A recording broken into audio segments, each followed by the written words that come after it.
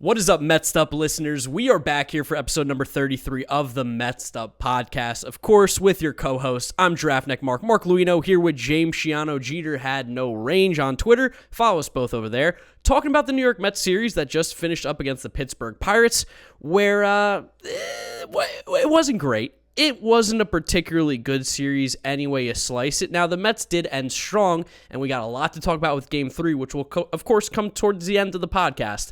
But this is a series that is starting to build a lot of storylines, a lot of narratives, a lot to talk about here. Lindor hurt, deGrom hurt, the team not playing well, getting smacked around by the Pittsburgh Pirates. Where do we stand? That's why you're here. You want to know what me and James got to say about the New York Mets baseball, as you always do. So if you're listening to us, make sure you're listening to us on Apple Podcasts, Google Podcasts, Spotify. Give us a rating as well. Drop a review. It really does help out the podcast. Follow us on Twitter and Instagram at Mets'd Up, and on the YouTube channel, Mets'd Up Podcast, where you can watch the video form of these episodes. James, how we doing? How we feeling? I'm doing good otherwise. Like, the Mets really tried to do everything they can to kill my mood for this entire weekend, but we're okay. I'd like all of our viewers on YouTube to notice again that Mark and I are doing podcasts on the road. We're both in front of lovely, large paintings. Yeah, yours looks a little more in-depth and a little more... Mine is abstract. I'm not really sure what it is. Looks it a little seems deep. Like it seems like a mother and two children who are upset. It's pretty sad. Yeah, some chiaroscuro. Now mine, I have a beautiful, I don't know, Greek or Italian cove where there's some boats hanging out. It looks like a beautiful, beautiful area. I'd like to visit it. But yeah, we're in different places.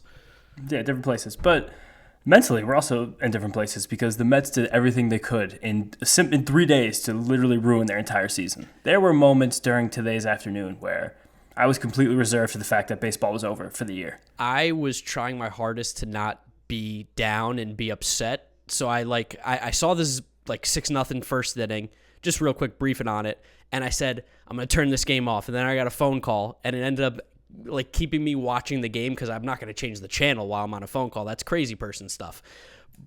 And it just kind of kept me in it, which we'll talk about that a little bit more. But Game 3 had the makings of what could have been the end of the season, but luckily we won. But let's start off with Game 1 here, where the Mets, Pittsburgh Pirates, this should be a very easy series, and Chad Kuhl pitched well. Ugh. Yeah. Chad cooled us off. Chad is anything but cool. That guy is just, like, he has a little bit of stuff once in a while, but also not really. He's just not very good. I think we said a couple episodes ago that he has all the makings of being a pretty good reliever. If I was a contender at the deadline, I would try and, pinpoint him as someone to acquire to transition to the bullpen so we could just focus on his fastball and slider, because those two pitches are pretty decent. But also, if anyone out here is existing in Pirates Twitter, you have to make your name like Chad Jewell, like Juhl.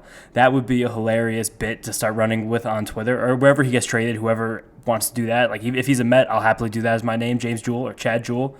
But it was horrific to watch Chad Kuhl dice us up for, 5 innings on Friday night. It was awful baseball to watch. That was like the worst 5-inning performance I've ever seen where the guy didn't really get shelled. Like, the fact that we gave up, we had so many double plays for us on offense.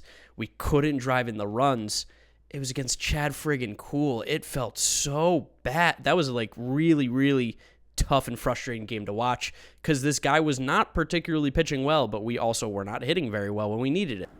No, the Mets had guys on basically every single inning. At least it felt like that. And just continuous double play after double play to send us out of innings over and over and over again. Just not being able to break through, which was a big talking point for the Mets in the first half.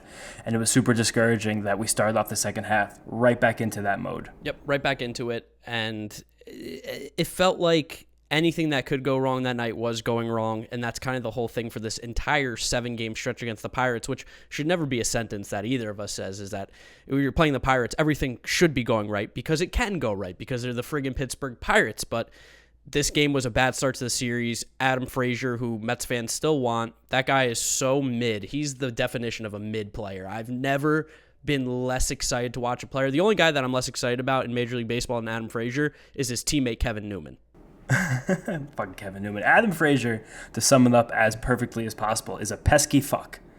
That's all he is. He's not one of the rat fucks. We're not putting him on there. There's going to be a new, I don't even know. I know who it is. John Negowski, right? Of course, yeah. I didn't spoil the intro, but he was going to be a new, I don't even know, a dignified addition to the rat fuck list. But Adam Frazier's not that. He is pesky. He is so annoying.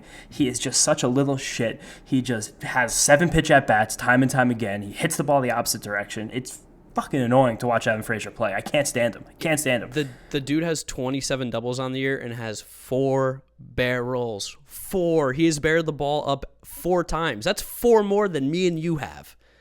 That's insane. And this is a guy that someone wants to trade for. Listen, you want to give us Adam Frazier for free? Sure. I'll take him any day for free. He's a good baseball player. Like, at the end of the day, he's fine, for free. But if the Mets are trying to make moves here and Adam Frazier doesn't really have a spot, I don't get it. But boy, did he really fool some Mets fans, including Keith Hernandez, who Keith is in love with this Pittsburgh Pirates team. They can't do anything wrong. He's the exact type of guy that Keith Hernandez would fall in love with, too, because Keith Hernandez can watch Adam Frazier take 2 deep breaths and think about 1977. He has a mustache, a full head of hair, cigarettes in the dugout, and you're hitting the field opposite direction, hitting 320, winning an MVP award. This makes Keith Hernandez want to watch baseball again, Adam Frazier. Literally. It gives him life. Like watching him, Newman, John Negowski, these are all dudes who were like high contact, very low power, very low like upside from what they're actually going to be able to do on the field, but they will hit you a single. And we saw this happen, and it's actually funny. I think the Pirates could have smacked us a lot more in a lot of these games, but they simply can't get extra base hits when there's guys on. They love a good single. No, they can't. This is a stat I was going to throw out later in the episode when we're going to be talking about McGill, but the Pirates as a team actually have the second lowest whiff rate in all of baseball. Which is... The only team with a low whiff rate in them is the Houston Astros. Which, is funny because going up against Stroman, who's a guy who doesn't typically get a lot of whiffs, this is going to be weird to say, but they're a bad matchup because he's a guy who pitches to contact and they will single you to death, and that's kind of a little bit what happened with Stroman. Yeah, super bad matchup, but also what you were saying, while the Pirates have the second lowest whiff rate in the league, they have the least barrels. Yes, because they're just not good. They're one of the worst teams in baseball for good reason. They don't have the talent. Now, they do have some good guys in Brian Reynolds, Brian Hayes, who really didn't hurt us too badly this series, but, oh, God, it's just so annoying to see literally John Negowski playing the game of his life. The game of his life, the series of his life, the week of his life. John Negowski has basically guaranteed himself to get to like 50 days of service time by rather than the 30 he already has with this magnificent stretch against the fucking Mets. It's ridiculous. And since we're talking about John Negowski, I think we should just get into the brouhaha now while we're here before I break down to Stroman. It was such a non-fucking issue. What like a mongoloid meathead, John Negowski, trying to make a big scene out of Stroman got out of an inning. There's a guy in third with less than 2 outs. Stroman was he got out of it. He worked out of a jam. After he made an error too, so he was already like pressing a little bit because he tried to get like that. Was it a bunt or a chopper that he threw away? Moved the guy something to third. Like that, yeah. And Marcus Stroman, he plays with his heart on his sleeve anyway. Like he's a vivacious, animated character. Whatever you want to pull from that, you can't be offended as the batter who's been in the major leagues for 3 weeks, that the multi-time all-star on the mound is excited that he got out of an inning and kept his team in a 1-run game. In a game that the Mets did seem like they may have been pressing a little bit. I don't know. It just seems like pressure mounted, especially losing 2 in a row to the Pirates before the break. Didn't seem like this was a mental break for anybody on the team. They came out on Friday night like really wanting to hit and really needing to do it. Yeah, very tight. And I think this fight kind of embodied that. It just everyone got really aggressive really quickly. Stroman got so worked up he just threw up on the field. I mean, like I've never seen someone who like is about to get into a fight get so worked up and then like when he calms down just yak. And then what's crazy is when he got back into the dugout, he had to like Rojas was like holding him down. He was ready to go back on the field and start fighting again, and they were even cutting to him and you could see him mouthing that fucking fuck. Like he was just dropping F-bombs everywhere. He immediately chirped Negowski the next inning because Negowski was playing first base, and at the road team, the Mets were on the first base line. He was actually no. Yeah, they were on the first base line. Yeah, but that's weird. Citi Field, they're home on the first base line. Yeah, it's different every stadium. Oh, that's weird. All right, but yeah, he was chirping him the whole time, and like in our guy Jim Boy's breakdown, he actually showed like for 2 innings that Stroman was chirping at him, and it's even funnier when you try to watch them fight because Marcus Stroman is 190 pounds, soaking wet, 5'7". Yeah, I was going to say 5'7". He's small in stature. John Negowski looks like the first baseman in an animated short. Like he is who a cartoonist will draw as the first baseman for the Pittsburgh Pirates. John Negowski is almost like the dude from like those like baseball movies, like Rookie of the Year, Literally, where it's like yes. the bad man who's got like the glasses and like he's just this big portly guy who gets up to the plate and he just takes hacks, but he doesn't really do much. It's John Negowski. That's John Negowski. Loser. I hope he gets sent down in the near future, even though he probably won't. But I don't want to see this guy anymore. I'm really tired of him. He's part of the rat fuck list, officially. Yeah, 100%. I tweeted out, fuck John Negowski, immediately when that happened. And I was like, this is a guy that we're going to see for some reason for the rest of our lives, and I'm going to hate him. Two other funny things I want to mention about the spat was Noah Syndergaard being in the middle of it. Yeah, why is he in Pittsburgh? What is he doing in No Pittsburgh? No idea. With a fresh haircut, too. He was planning to get on television, I assume. Looking good. He was shaved on the sides. Yeah, looked great. Looks very burly. I think he's been throwing, so that's a good thing. Also, Dave Joust, what a legend. Legend, absolute Legend. He made up for his, I don't know if you remember this, but 2 years ago, around the same time of year, also in Pittsburgh, when they had the fight with Yasiel Puig. He was on the Reds? The Reds. No, he was a bench coach for the Pirates, Joust, before, under Clint Hurdle. And he famously was like the last guy out of the dugout during that brawl. And it kind of made rounds around social media for a while afterwards. Like, oh, Joust couldn't get out there quicker? Like, he was like laboring onto the field when like there were already 11 guys like on Amir Garrett. And it was funny that he was like third guy in the dugout this time. He's like, not again. No, I'm out there. Dude, Joust is our boy. Joust is our Lord and Savior for this team right now. He's winning home run derbies and he's managing games in Game 3. But we'll talk about that in a sec. Yeah. And then now that we've just moved around a lot, let's talk about Stroman's game. Because it was, I think, good, not great. And this becomes even more important moving forward because Marcus Stroman is going to have an increased role with this team given the recent news about Jacob deGrom. He did what he does in the games where he is good, not great, where he just went full sinker mode. But like you alluded to before, I think that may have been an adjustment just because they're facing the Pirates, a team that doesn't whiff very often but also does not make hard contact. So I think he was okay with letting the ball be put in play. And it did turn out to be fine. Like, his line wasn't bad. He kept the Mets firmly in the game. Like, you should expect that if you give up 2 runs, and I believe he pitched 6 innings against the Pirates, that you can get enough off Chad Kuhl for that to be a winning effort. It just wasn't. On a different day, it would have been. This day, it was not. His cutter got 6 whiffs on 12 swings. He only got 8 the whole game otherwise, though. Like, including those 6. He only got 2 additional whiffs the rest of the whole game. And watching the game, too, it looked like his slider, or whatever that pitch was, I guess it was his slider. It just didn't have the bite again, so he kind of scrapped it, I think, after like the first couple innings. Didn't seem like he was really going to it much, which has been a thing for a while now, that the slider has become somewhat ineffective for him. Showed a little bit again. The other huge story from this game, Lindor. Boy, oh boy, we thought we were getting the cavalry back. Everyone's healthy, and just like that, in the first game back, Francisco Lindor out, right oblique, grade 2 strain, I think you were saying. Yep, grade 2, which traditionally has been like about a month injury in baseball, especially because like you can't really work that oblique without working it. Like, the second you swing, you're activating the oblique, and there's no way to hide it. You can't like come back with it halfway. It's like similar to hamstring, but I think it's a little bit worse. And I'm a little bit nervous that Francisco, because he is such a big part of this team, is going to try to come back as quickly as possible and maybe not be 100%. And again, like I just said, that's very difficult to do with an oblique. And I'm just, this felt like a real death blow when it happened. Yeah, this is a killer because that's like our like least deep position. Like, while we have Guillorme, who is our boy, we love Guillorme, and we've got, Peraza, and we've got VR. You still want like, Guillorme's good with the glove at shortstop. Not Lindor good, but he's good with the glove.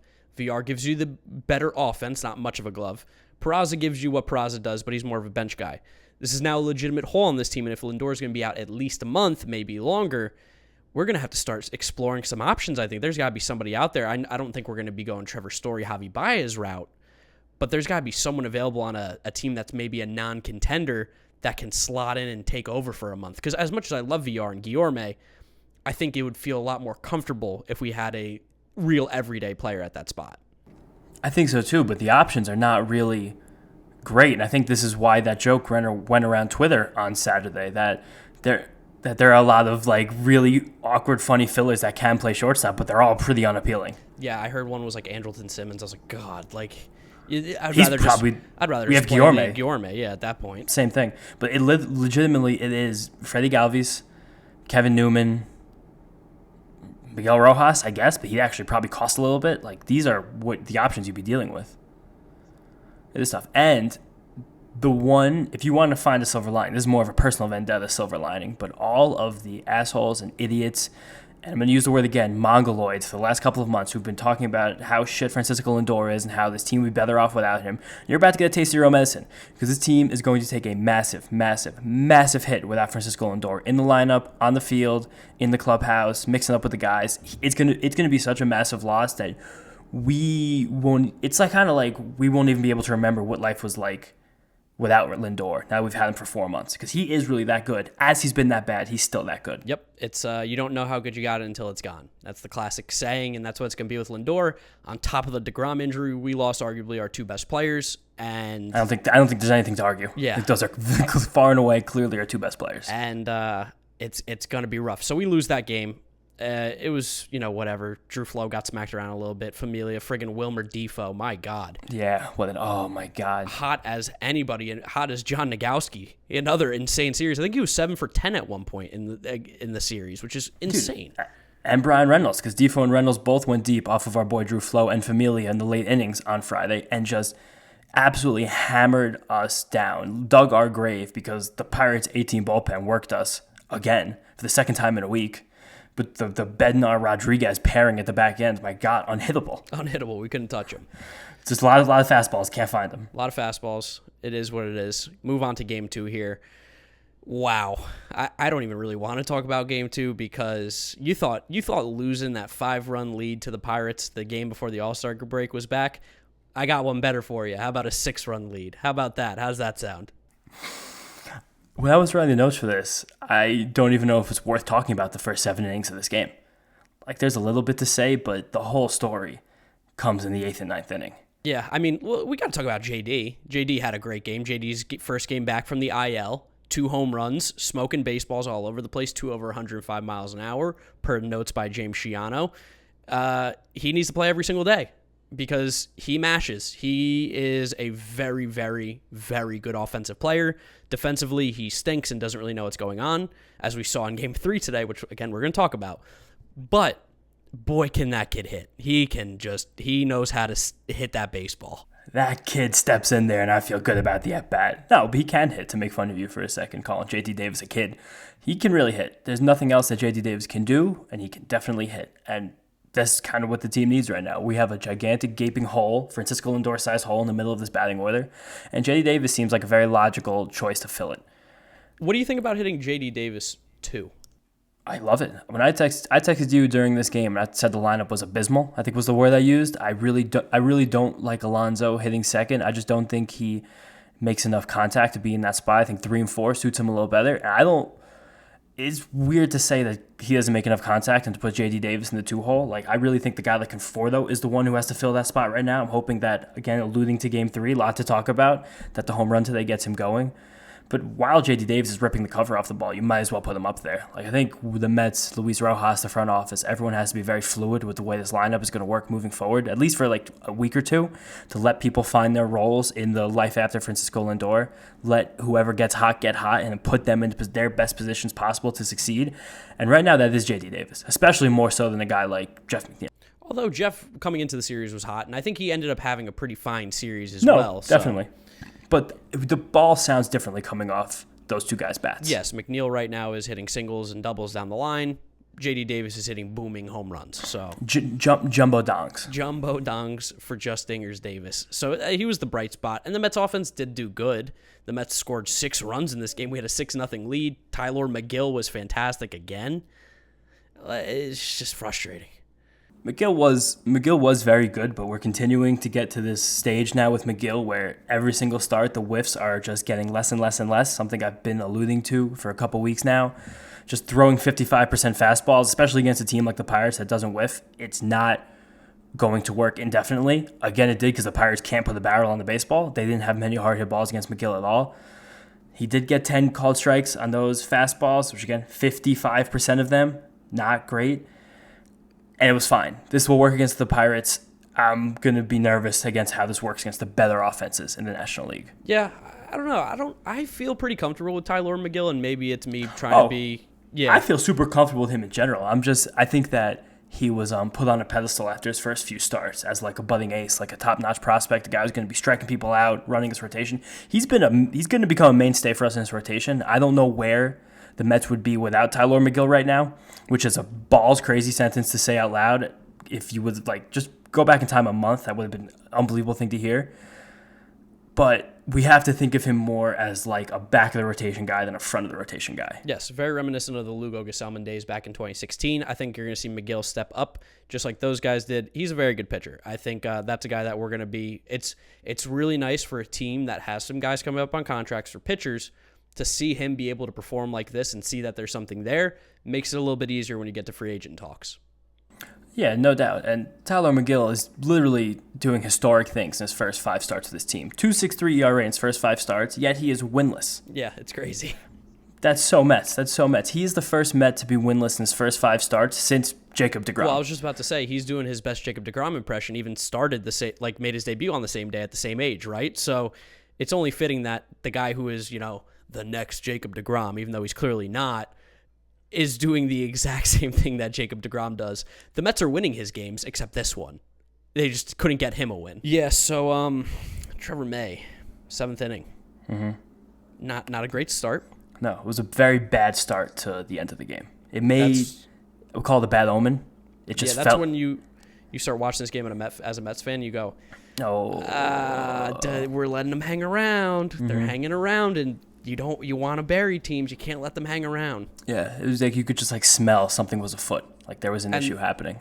And the Pirates seemed like a team that really enjoyed beating the Mets, and that might be a weird sentence to say, but especially after the Stroman fight with Negowski, they were playing with like house money almost. Like, yeah, we're going to come out here, we're going to embarrass you. We know we're the worst team in baseball, but we're going to ruin your season. 100%. And this affects nobody on either of these teams, but this is one of the old school baseball rivalries. Like, if you think back to the 60s, 70s, and part of the 1980s, like, these teams didn't like each other. They played often. I think they're both in the Eastern Division, and this was a real-life rivalry. It actually felt like that for part of this last week plus that we've played against, the week plus that we played against the Pittsburgh Pirates. This ties back to something that both of us have made fun of a lot this year, either personally hanging out or on this podcast, and it's the weird Manfred schedule where you'll knock out an entire season series with a team over a 1-week stretch. Because it seems like these two teams have become well acquainted over these last few games, and it was very, very evident towards the end of Saturday night. For two teams that couldn't really have less of an impact on each other and really shouldn't have any animosity towards each other, these teams don't like each other. I think that became very clear. It's very clear. Very, very, very clear. And the bittersweet part about the end of this game was the fact that the Mets offense kept responding as the bullpen kept letting the Pirates get back in the game. It was awful. Yeah, Guillorme, reached on error, and then he got driven in to make it 6 runs. Like, the Mets were doing all the stuff that makes you go, Nimmo hit a home run. Yeah, and you're like, that's why they're better than the Pirates, because they're not going to give up tonight. This is different than the old Mets.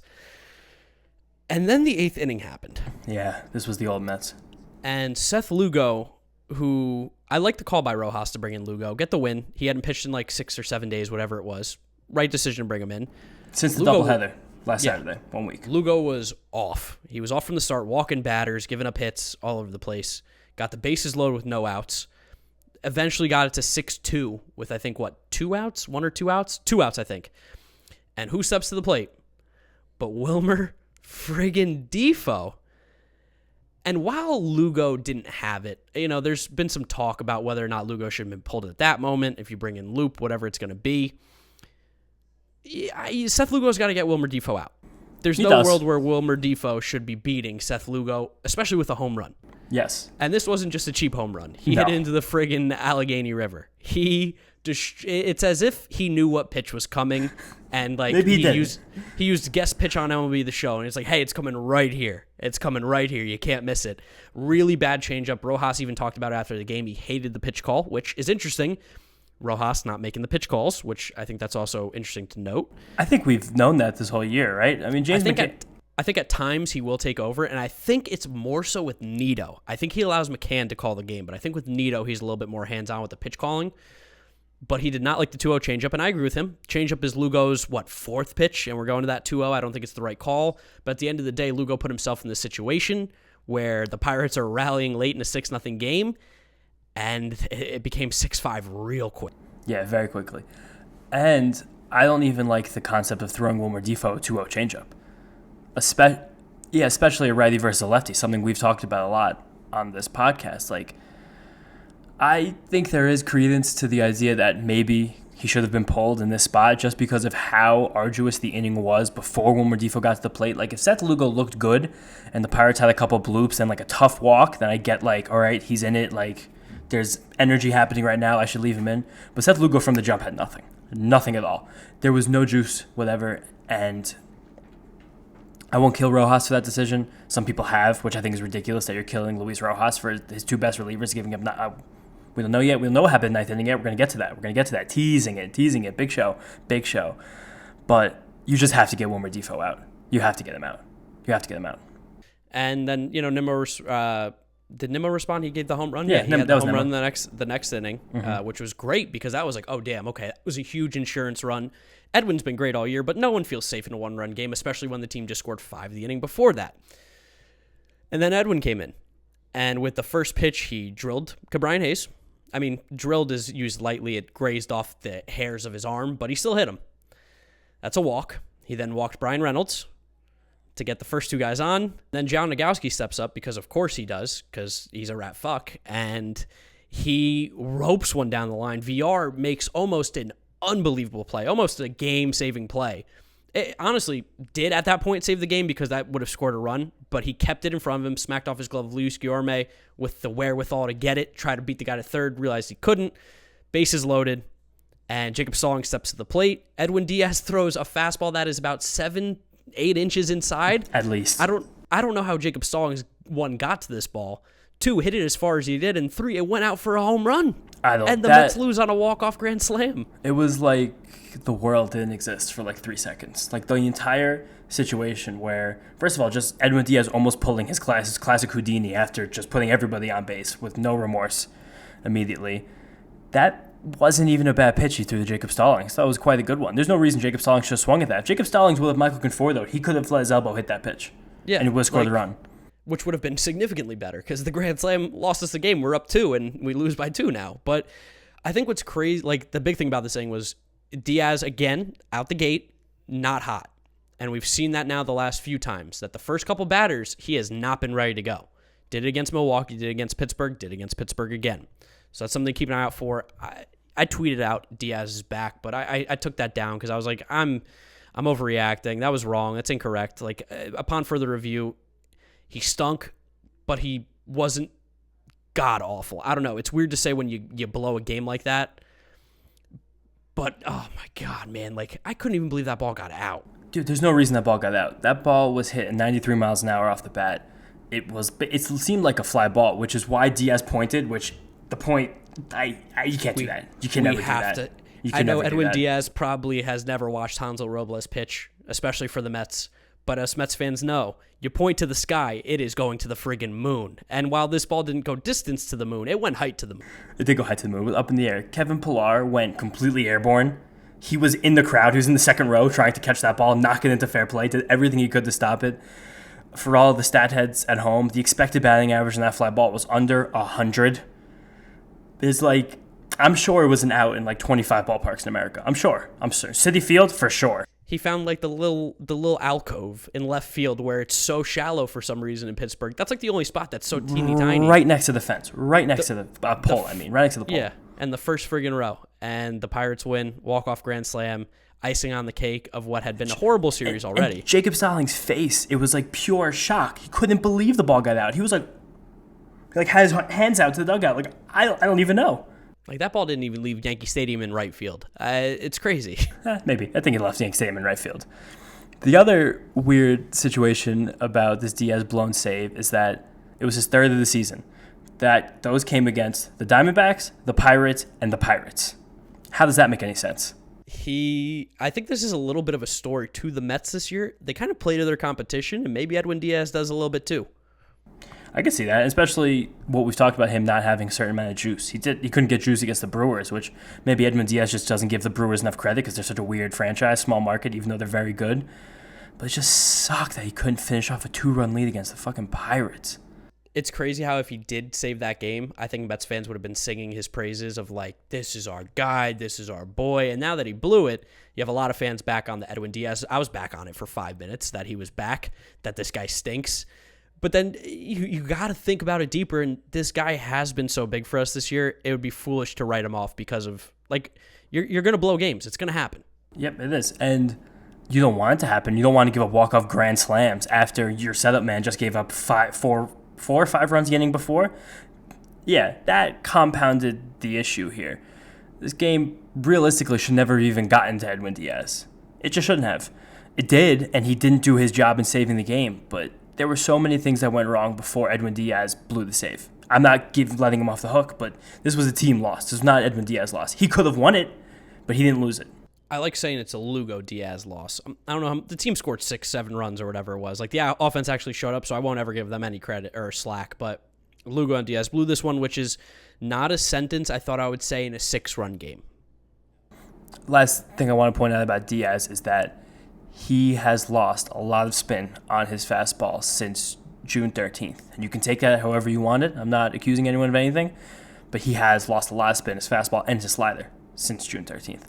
A ton.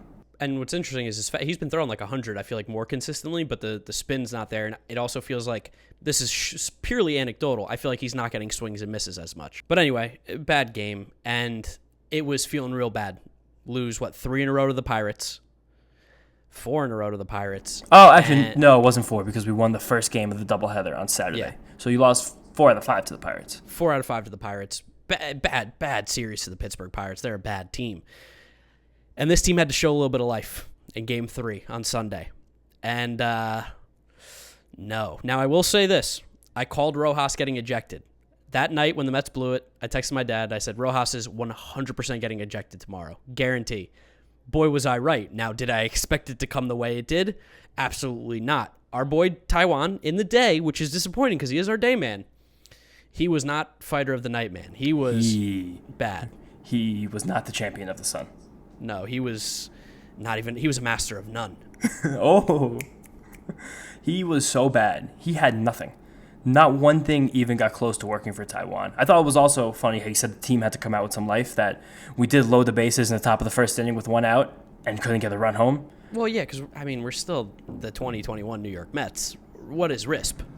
In that moment, I was like, something bad's going to happen. And something really, really, really bad happened immediately after. Immediately. Yeah, Taiwan, not a great job on the mound, letting a lot of guys on, walks, hits, this and that. And then who hit the little nubber? Was it Kevin Newman? I think it was. I honestly don't even know. But there was a home run that was hit before that. You see, my brain's not even there because I was just so very focused on this weird meltdown that we had. Who hit the home run? I'm gonna pull the play-by-play right now because I don't even remember. It might have been Defoe. I was about to say, was it Wilmer Defoe? It might have been Defoe. Oh, it was not a home run. It was a single by Reynolds after Defoe hit a double, score them. Okay, so that's what we got. Yeah.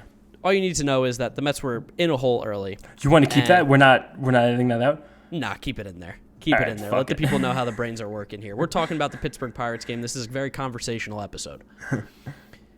And there's a little dribbler. I believe it was hit by Kevin Newman. I could be wrong. It was hit by Kevin Newman. Yeah, of course it was, because that guy actually he's really good at doing that. That's the extent of Kevin Newman's power to the pull side. He's sick at like swinging bunts. He's awesome at it. Hits it down the line. The ball's foul. Taiwan Walker makes an interesting decision. Something I don't support. Yeah, I never support swatting the ball away. MLB The Show does this all the time, and I hate it. I go, no one would ever do this. This is stupid.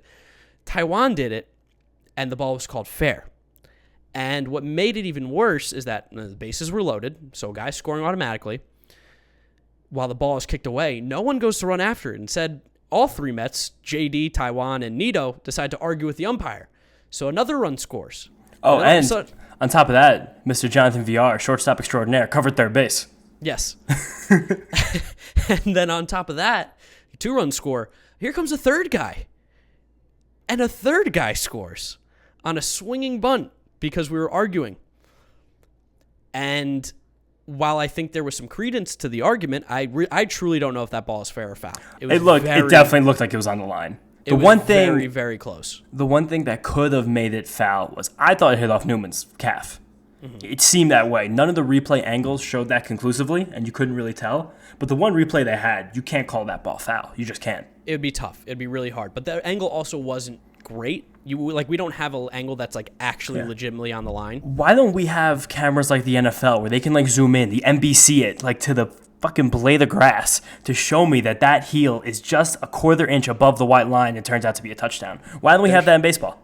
There should be pylons on the grass behind home plate that are just the pylon cam, but down the lines, so that if there's ever an issue, we can just look at it. I'm just asking for the zoom feature. That's all I want. I just want to zoom in. Is that too much to ask? No, it's not too much to ask. And it would have been nice because Rojas came out, of course, was hot and fulfilled my prophecy, got tossed in the first inning. Luis Rojas, let me tell you, if I didn't like this guy already, I love him even more. He was ready to actually fight an umpire. He pushed the guy. He pushed him. Might be suspended for a game or two because I think if you touch an umpire, you end up getting suspended. For the boys, love Luis Rojas. Had to be detained. I'm not even going to say he had to be held back. He had to be detained. Three coaches had to hold him back. Yes, 3 coaches had to hold him back. He was ready to rip a head off of somebody. And it was good. I think the Mets team needed a little bit of kick in their ass, a little spark, something, because, I mean, they came out so flat with failing in the first inning with the bases loaded. Taiwan, we love you, but you stunk today. There's no way around it. You have 4 walks and like 7 batters. That's like the definition of like, that's a team flat. That's a team that's just kind of going through the motions. Nobody was awake. No one was stepping up. Luis Rojas gets tossed. Our man Dave Joust takes over, and it seemed like that is what this team needed because, you know, as we're coming down the line here, I know you're going to talk a little bit more about what happened with the relievers and everything, but the Mets, a little bit of a comeback here, and the Mets end up winning this game despite being down 6-0 in the first inning. Let's talk about the bullpen, who gave us 8 2/3 innings of scoreless baseball, getting started by Drew Flo, who did a fantastic job again, because of course he did, because he's our boy, and he is going to quickly become a very, very highly touted reliever, I think, in this Mets bullpen, especially with how Castro's been pitching and stuff like that. But even Castro got in today, and Castro pitched well, and Trevor May got the save, and Loop came in, and Loop danced out of trouble like I've never seen before. He got the bases low with no outs, threw an absolute dot to Adam Frazier on the outside corner, strike 3. Sit down, Adam Frazier, you pesky asshole. He threw a dot to Wilmer Defoe, a fastball low and in, or cutter, whatever that pitch is, low and into Defoe from the right side. Defoe took it looking, strike 3. And then I think he got Brian Reynolds on a like sick little changeup that he threw low and away, and he somehow got out of the inning that he caused some trouble with no runs. I mean, the bullpen stepped up as bad as they were in Game 2. Boy, did they make up for it in Game 3. I love that how you're referring to Adam Frazier and Wilmer Defoe as like vaunted superstars of the game. You're like, he threw a dot to Wilmer Defoe. It's like, okay, it's Wilmer Defoe. Like, usually that wouldn't be an issue, but after these last couple games, he might be Barry Bonds. I'm not sure. But our boy Drew Flo really stepped up. This was the first time that Drew Flo got the national appeal that we've been begging for since April. I said allude like 6 times this episode. I mentioned about a month ago that I thought Drew Smith could be a guy who gave the Mets bulk and potentially like started some games like in the Gerard Eickhoff mold. And he came in the first inning today. He mixed 3 pitches and he kept the Pirates at bay. Which again, I'm talking about the Pirates like they are the Dodgers, but he kept the terrifying Pirates at bay for 2 1/3 innings. Got through 3 innings. Like, regardless of what team you play, for the bullpen to keep them scoreless for 8 2/3 is quite the feat in of itself. And this bullpen stepped the fuck up for us when we needed it. And luckily, the offense woke up a little bit. Like we said, they got runners on early. I mean, who did we go up against today? JT Brubaker, who we smacked around the other day. Like, he's just not a very good pitcher. Luckily, we got to them. I mean, the notes here, guys, if you can see them, it's funny. It starts off with, ha, ha, ha, ha, ha. Then the wheels fell off. Not watching this rest of this game. I don't give a fuck. It was so downhill, and then all of a sudden, how did this team win? Bullpen stepped up. Offense stepped up. What a difference a few hours can make. I mean, Travis Blankenhorn. Let's talk about him. First off, he had a really good series. Couple nice hits. And he hit a big pinch hit 3-run home run today. He crushed that ball. He really did. I didn't realize until today, his name was going around Twitter a lot, that Blankenhorn was actually a former like 3rd-round pick. He's actually might be a little player. I said that to my dad today. I said, there might be a little something in Travis Blankenhorn. I don't know where he can play in the field because that glove's not particularly strong anywhere. but there might be a little bit of a player there, a bat on the bench. You were alluding to 2016 before, how McGill kind of is acting like Gazelman and Lugo. He's starting to kind of act like our TJ Rivera. Yeah, where he could just be a guy who's like not really good in the field, but could just hit a little bit and fill in when you need him, couple clutch hits, because that home run today changed everything. Well, yeah, I even tweeted out because I was done with the game. I had it on, but I was like doing work and side stuff and just kind of peering over.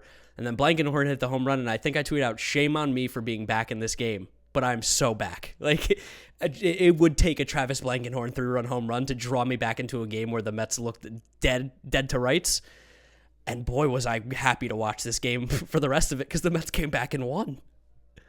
What a fucking miracle. Yeah, literally, what a fucking miracle. I can't believe a Sunday afternoon victory against the Pirates has the power to change the Mets season, but it really feels like it may have. What a difference a few hours can make. It felt like the Mets, deGrom injury news, Lindor out for a while. It said, oh, here it comes. Here's lol Mets again. We're back. The national media started dunking on the Mets as they always Passan. Find a way to do.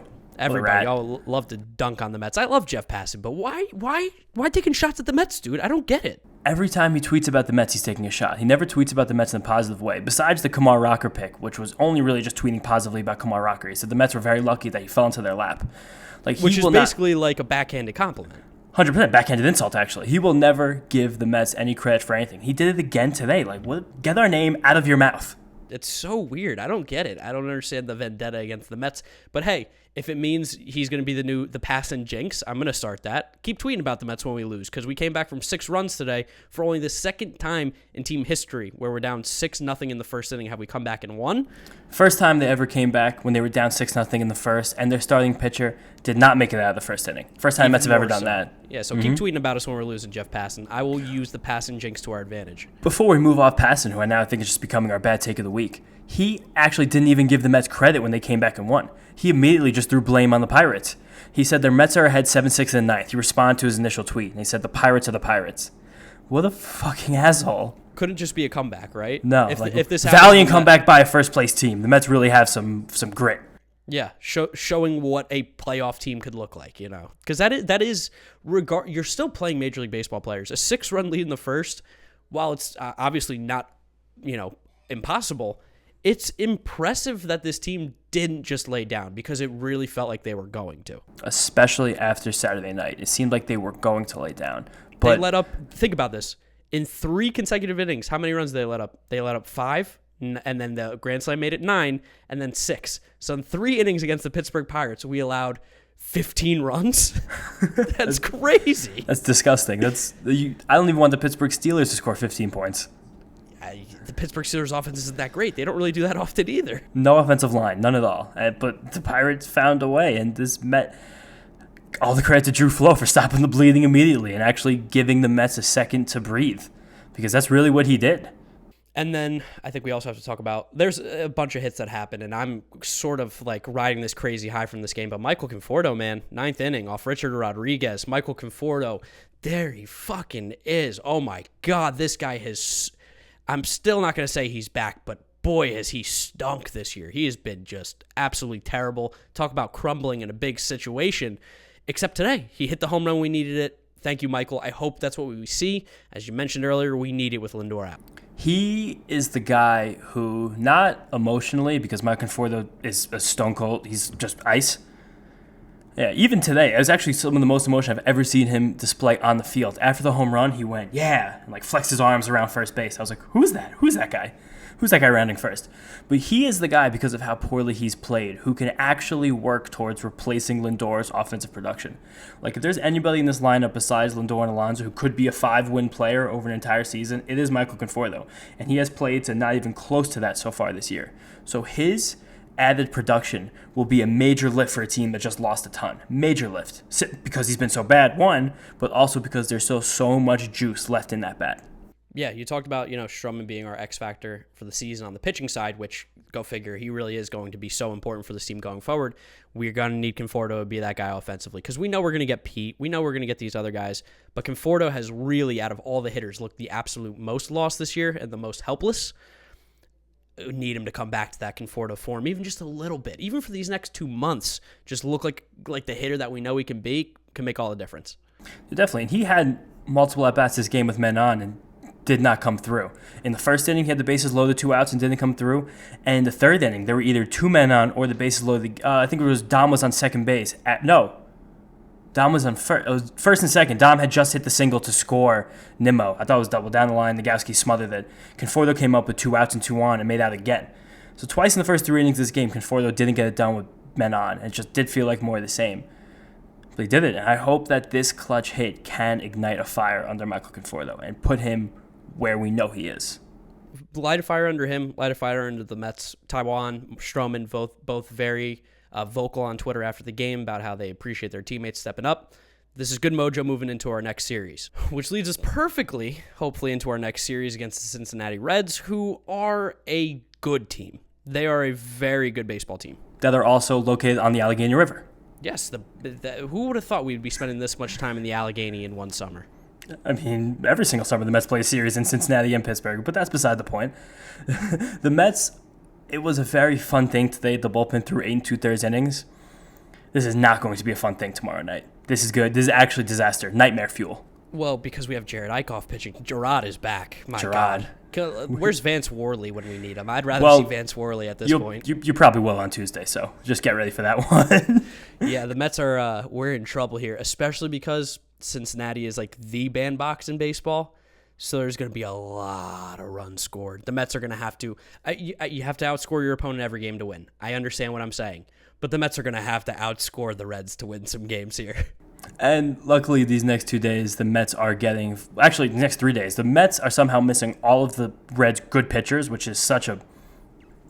That's a shot of adrenaline, a B12 shot right in the ass. We get Vladimir Gutierrez, Wade Miley, Jeff Hoffman. That's electric. How do we get those 3 guys? But we played the lottery, we won. We got to score 7 runs a game. The Mets need to put up a touchdown every single game in Cincinnati, at least. And for the love of God, don't let Jesse Winker beat us, please. Luckily, also playing the lottery, Castellanos is hurt. He probably will not play tomorrow, and he might miss his entire series. Well, that's what I'm saying. Don't let Jesse Winker beat us, because that's about the only bat, really, we have to truly worry about. India's having a good little stretch here, too. But India's good. India will be good. And Suarez, while he's been dreadful this season, is still a good baseball player. I actually really like Tyler Stevenson. He's my Red to watch. He's been playing here and there. He's a fantastic young catcher. He's going to be a very good player in National League for years and years to come. I'm officially fuck Tyler Stevenson. You want to know why? Dude followed me on Twitter, unfollowed me recently, in the last 6 months. Wow, how did you find that out? Because I saw he followed me. He's friends with Taylor Trammell, and Taylor Trammell follows me. So Tyler Stevenson followed me out of the blue one day, so I followed him back. I checked back, I don't know, maybe in March, and I go, this guy's not following me anymore. You think I care what you have to tweet about Tyler Stevenson? I couldn't care less. What tweet of yours do you think did it? What do you think pushed him over the edge? I don't know, maybe he saw my catcher rankings and I put him at 26. There's a possibility that's there. But dude, you also hadn't played at all. So what am I just going to be oh, Tyler Stevenson, top 10 because he follows me on Twitter? Maybe. I'm biased, but I'm not that biased. That's so funny. This is a big, I hope Tyler Stevenson goes over. I hope he doesn't get a single hit. I hope he has no hard contact this week. Same with Winker. I hate Winker. I love Winker as a baseball player, especially as a fantasy baseball player. He's the guy. I've been on that train for years, knowing he was a good player. But I don't want him to get any hits against the Mets ever again. Never again. No. He's a great villain, though. I hate Negowski. Ugh, gross, disgusting. I respect Winker at least a little bit. Definitely. Jesse Winker is going to be an all-star for years to come in this game. He's a fantastic baseball player. And the wave, as much as it was evil, oh, that was so good. It really was. So, you as a fan of baseball and maybe being a little shit here and there that, you appreciate how good that wave is. 100%. You could see a player like Jesse Winker who had pedigree and had production in the minor leagues, who really didn't have the results he had in the major leagues, to pop off with some swag like that after a clutch hit. That's pretty cool. And you know that the Mets fans were giving him endless shit too, Winker, Stinker, whatever you want to throw in nicknames there. Mets fans, we deserved it. Let's just hope that we see no waving, because I promise you, if he hits a home run, he will wave. Guarantee. Yeah, no doubt. Probably right to the dugout, honestly, even though there aren't even that many holdover players from that team right now on this roster. This series, we're really going to feel the lack of Jacob deGrom, and it's going to hurt like hell. Yeah, it's going to be tough. If the Mets scrape, I'm going to be bold here, a win out of the series, That's not the worst thing that could happen. No. You got to win 2 games in the series. You're facing Vladimir Gutierrez, Wade Miley, and Jeff Hoffman. Yeah, but we just mentioned Gerard Eichhoff and Vance Worley, who are both guys that the Phillies didn't want to pitch for their team anymore. So keep that in mind. We're probably going to get the triumphant return of Sean Reed Foley. We're definitely going to see our boy Nick Tropiano, Paisan, back in the mix on Tuesday night. Ooh, Tropiano might be Tuesday, yeah. Yeah, or there's an outside chance that the Mets just activate Carrasco and give him 2 innings, which would be banana land. Yeah, it'd be nuts to give him 2 innings. Let him rehab. Let's take him easy. He looked good in Brooklyn last week. He touched 94. Like, he was good. 2 innings, fine. 2 Ks. Yes, 2 innings. Yep. He's gonna pitch really soon because we need him really bad. The Mets rotation is so bad right now that on ESPN it like lists the rotations as they come. They already have Gerard Eichhoff written in pen for 2 starts. That's so bad. Really bad. Really bad. This guy guts him out. Touchdown every game. Got it. Yeah, I might need a little more touchdown. Might need the 2-point conversion on those touchdowns there. It is going to be late game field goal. It is going to be a slugfest, and I'm sure when you guys listen to this and we see a couple 1-0 pitchers duels between Jeff Hoffman and Vance Worley, you're going to be able to come back to us and say, you idiots, but I'll take my chances. I really will. Yeah, me too. It's fine. And looking ahead, the Mets have some pretty terrifying offenses on the horizon. Actually, it's just really Toronto next weekend because the Atlanta offense really is nothing special without Acuna.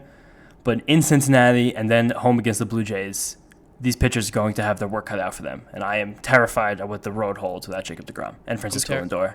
I'm terrified, but hey, in Jeremy Hefner, we trust. That is our boy. That is our guy. If anybody's going to be able to get something out of Vance Worley, Gerard Eichhoff, Nick Tropiano, Sean Reed Foley, what's another name that we threw out? I don't know. Jordan Yamamoto maybe comes back at some point.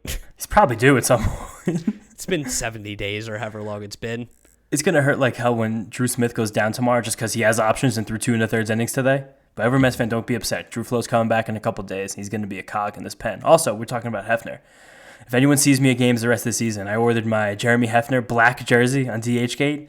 It's coming in, baby. So if you see a Jeremy Hefner jersey at the ballpark, you know it's your boy James. Yeah, I'm going to be getting a real black jersey. That's what I'm getting a real one too, but I wanted to just get a fake Hefner one because I'm not going to pay for $150 customized Jeremy Hefner jersey. I'm not in that deep. No. I'm not animal. But yeah, Steve Cohen spends money. I'll buy a real jersey every once in a while. But a Hefner one, very much a DHgate purchase. Definitely. I wanted to try and get one for when the jerseys actually came back, but the black jerseys seem like they're not going to come in time off the Mets website. There's like a wait list for them. Yeah, it's bizarre. It's super weird. Yeah, like we rolled them out, but we're not ready. But we rolled them out. Which is like so Mets. Yeah, so Mets. But anyway, I think that's going to take us here to the end of the episode number 33 of the Mets'd podcast. Make sure you're following us on Twitter and Instagram at Mets'd, YouTube channel Mets'd podcast. I'm GiraffeNeckMarc, Mark Luino with James Schiano. Jeter had no range. Thank you guys so much for listening, watching, whatever you're doing. We'll talk to you after this brutal Red Series that we're in for. Peace out, guys. See you later. Thanks for listening.